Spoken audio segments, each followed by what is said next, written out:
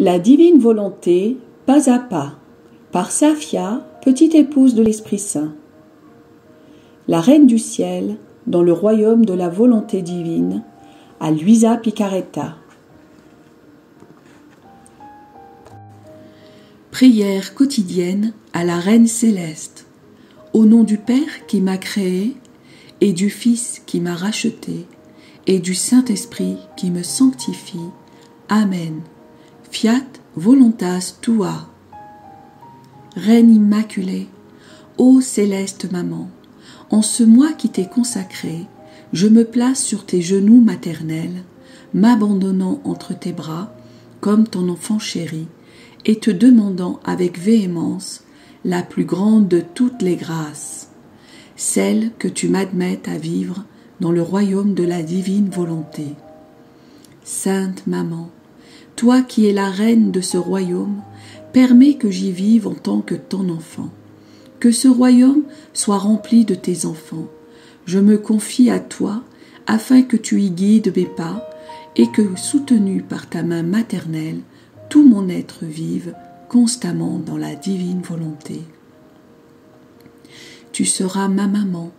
À toi, ma maman, je confie ma volonté pour que tu l'échanges contre celle de Dieu et qu'ainsi je sois assurée de ne jamais quitter cette divine volonté.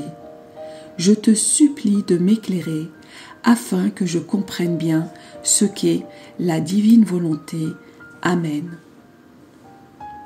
Je te salue, Marie très pure, conçue sans péché. Le Seigneur est avec toi.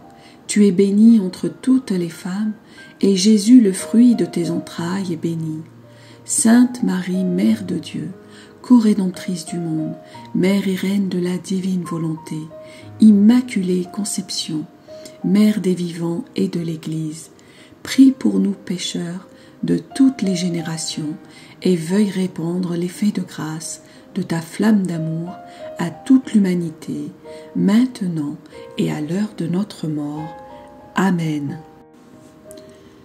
26e jour. Séparation douloureuse.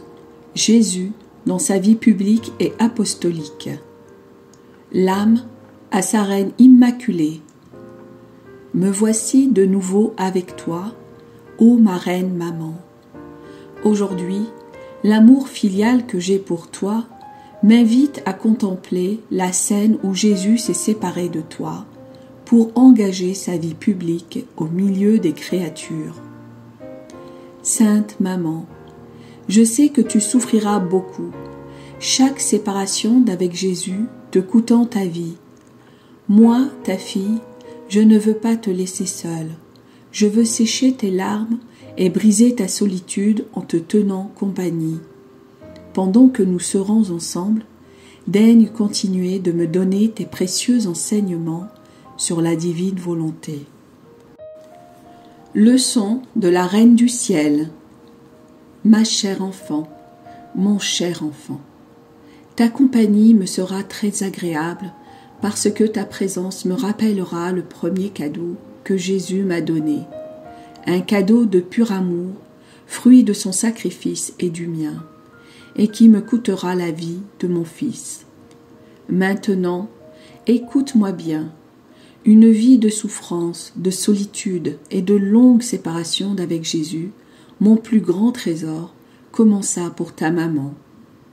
Sa vie cachée était terminée, et il ressentait un besoin d'amour irrésistible de sortir dans le public, de se faire connaître et de se mettre à la recherche de l'homme perdu dans le labyrinthe de sa volonté, cause de tous ses maux. Le cher Saint Joseph était mort, et Jésus me quittant, je me trouvais toute seule dans ma petite maison.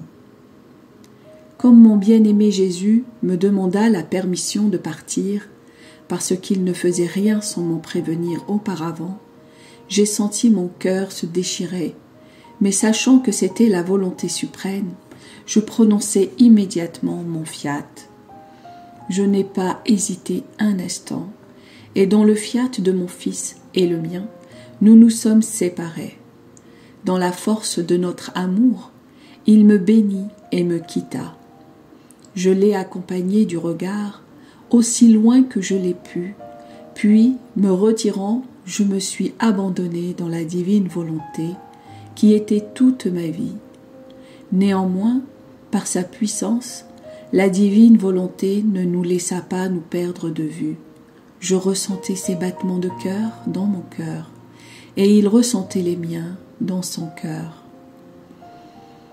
Chère fille, cher fils, mon fils m'avait été donné par la divine volonté, et comme ces dons sont permanents et éternels, mon union avec mon fils n'a pas pris fin avec la séparation. Personne ne pouvait m'éloigner de mon fils, ni la mort, ni les souffrances, ni la séparation, car la divine volonté me l'avait donné. Notre séparation était apparente, mais en réalité, nous étions toujours ensemble, animés par une volonté commune. La lumière de la divine volonté me fit voir avec quelle méchanceté et quelle ingratitude les hommes traitaient mon fils. Il se rendit d'abord à Jérusalem. Sa première visite se fit au Saint-Temple où il commença sa prédication. Mais quelle peine! Ces paroles pleines de vie, porteuses de paix, d'amour et d'ordre, étaient mal interprétées, mal écoutées, spécialement par les grands et les érudits. Et quand il leur déclara qu'il était le Fils de Dieu, le Verbe du Père, celui qui venait pour les sauver, ils le prirent si mal qu'ils le dévoraient de leurs regards furieux. Oh, comme mon bien-aimé Jésus a souffert! Le rejet de sa parole de vie lui faisait ressentir la mort. Moi, j'étais tout attentive, et en voyant saigner son cœur divin, je lui offrais mon cœur maternel pour recevoir les mêmes blessures que lui, pour le consoler et le soutenir quand il allait succomber.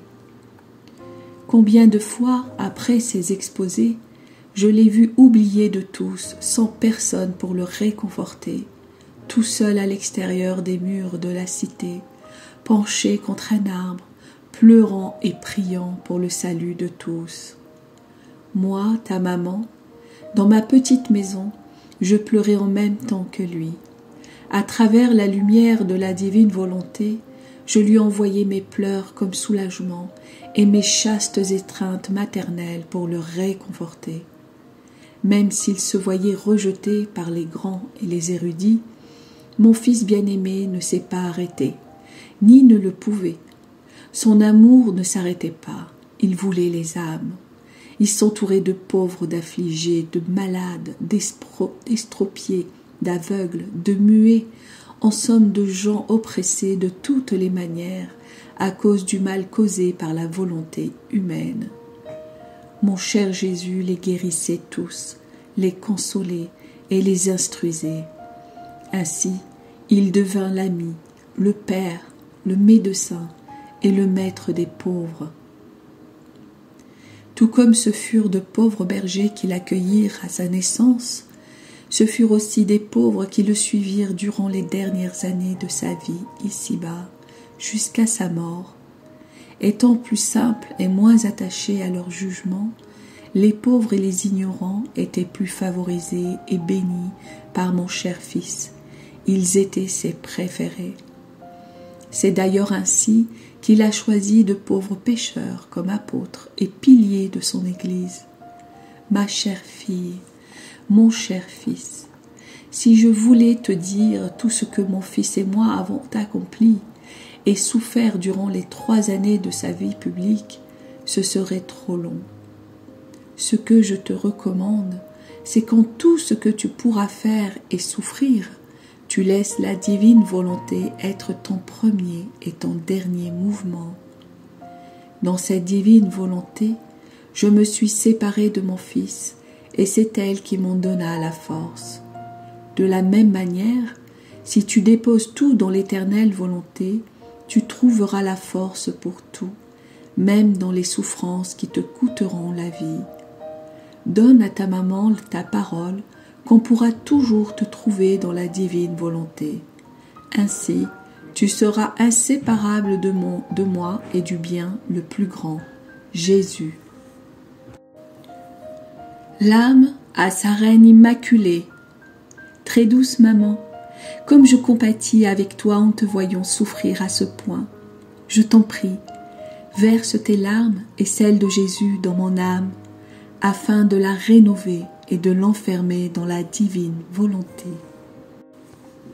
Petite pratique.